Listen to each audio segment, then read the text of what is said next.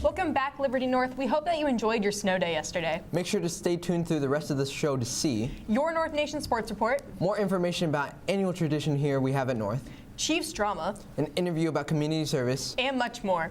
Your KNET News starts now. Welcome back, and this is KNET.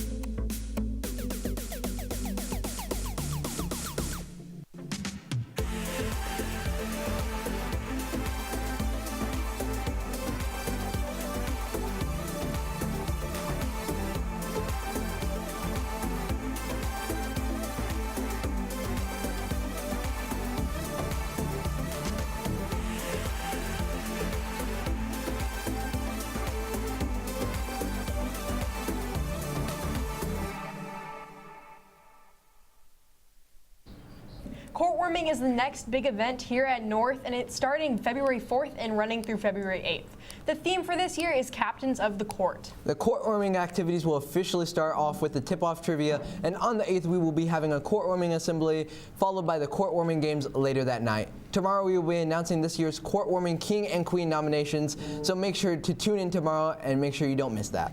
Make sure to come and support all the teams that are playing on the 8th. The teams always appreciate the support from all of us here at North. Court warming shirt orders are due tomorrow, January 25th in Mrs. Plaza's room 106 for $10. If you wear the shirt to a basketball game here, you will get free admission. And sadly for the seniors, this is their very last court warming here at North. But it doesn't have to be their last chance to get involved. One of our seniors, Sydney Goss, is here with more information about the upcoming senior service project. Thanks, Caroline. I'm Sydney Goss, and if you're a senior, then you probably remember our meeting earlier this year about our service project. Today in studio, we have Anthony Garcia and Josie Smith, class reps, to give us more, and a quick video by Emma Reiser to give us a recap of what this community service project is. Later this year, our Liberty North seniors will be gathering together to work on North's first ever class-wide service project. They will be working together with multiple community service organizations to help as many people as possible. This project is going to be huge. We're going to have the entire senior class working together for a common goal. And though it may seem small in terms of the entire world, there are so many people that are going to benefit from this project that it's just an amazing opportunity for all of us. It gives you a sense of satisfaction once you do it, knowing that you have made a positive impact on the world.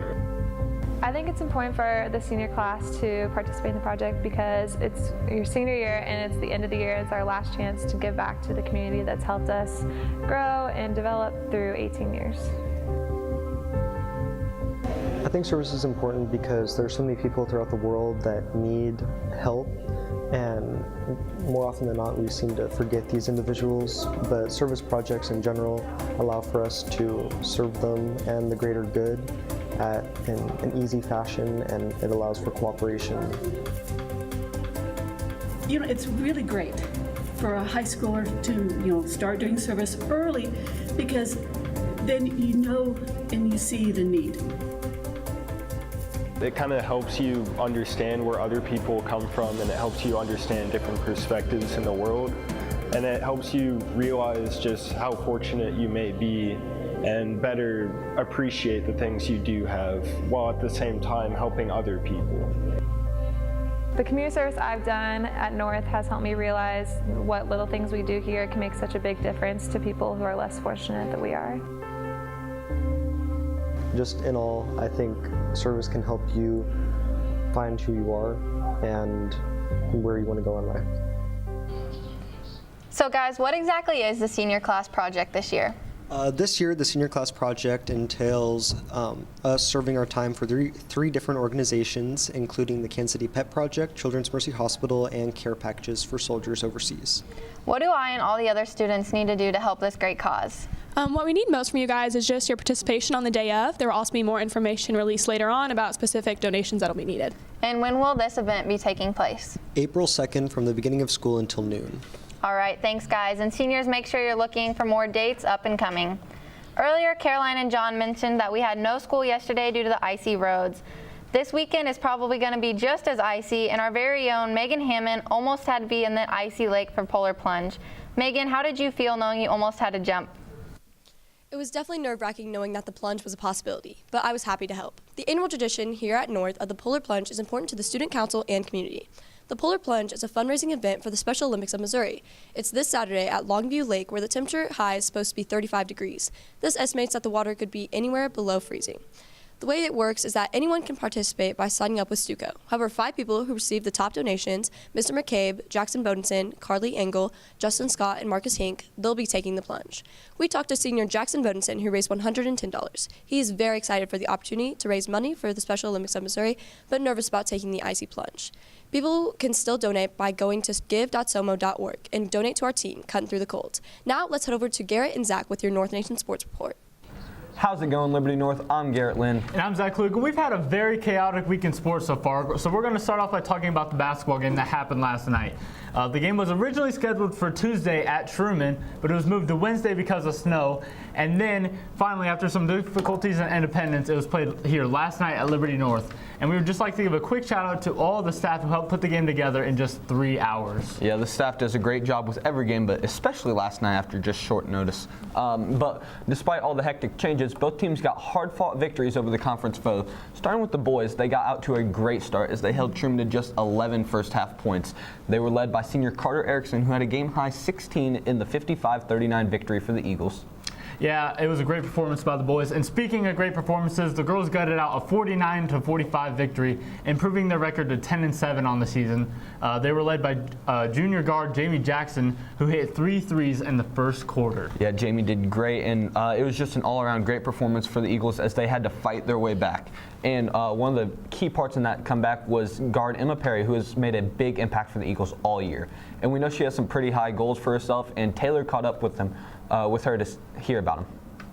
Hi, my name's Emma Perry. I'm 15 years old, and I'm on the varsity women's basketball team. I started playing basketball because I really liked it when I was little, and my mom played it, and I've just been around it my whole life, and it stuck. My goals in basketball, I want to win a district championship, and I also want to win a state championship with my team, and I also want to play basketball in college. I prepare for a game by shooting before school or after practice. I'll stay and shoot or work on a specific aspect to make sure that I can do well at that in the game. How I feel on the court is I'm very competitive. I love the adrenaline. It's just a really good feeling. I love it. My motivation in basketball is definitely my teammates. I love winning for them. I love playing for them. I just love my team.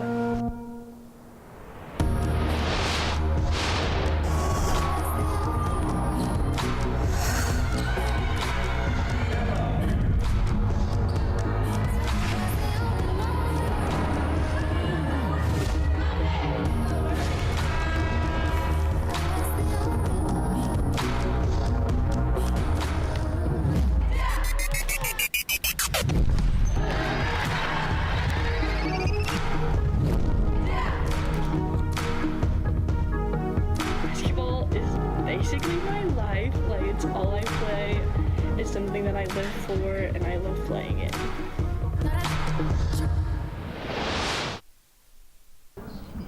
Wow, thank you, Taylor, for that video. Those are some pretty high goals for just a fantastic player. Yeah, it's very impressive when you see underclassmen step up and play big roles in the team like that. Yeah, and she's helping lead the women's team to a very solid season. Now on to swim. Our girls took on Truman, Green Valley, William Chrisman, and Van Horn last night. Yeah, the girls had a great performance as they scored 304 points. Great job, Eagles. And with the Icy Roads, we have yet to be able to talk about the Chiefs' recent staff changes. Our buddy Cole has his opinions on that extremely hot topic. Thanks, Zach. I'm Cole Masters, and despite the Chiefs losing last week, we already have some big Chiefs off-season news. On Tuesday afternoon, the Chiefs front office decided to relieve Bob Sutton of his defensive coordinator duties. He was the DC for Kansas City from 2013 to 2018, and this year was especially bad for the Chiefs, and some could say cost them their season. Under Bob Sutton, the Chiefs' defense has been the worst than 3/4 of the teams in the NFL in total yards given up and rushing yards given up out of the last 3 out of 4 years.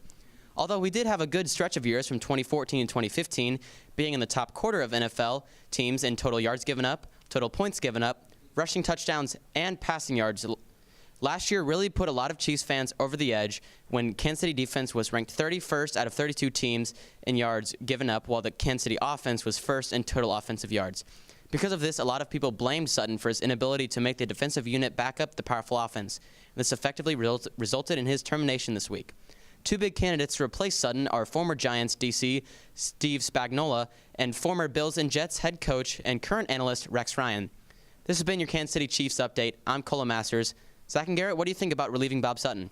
Thanks, Cole. And personally, I'm a huge fan of this move. I just think that the defense has been constantly inconsistent and disappointing and just hasn't lived up to the standard the Chiefs have needed over the past couple of years. Yeah, normally I'm not a big fan of change, but I agree with the Chiefs organization on this one. It's time for him to go.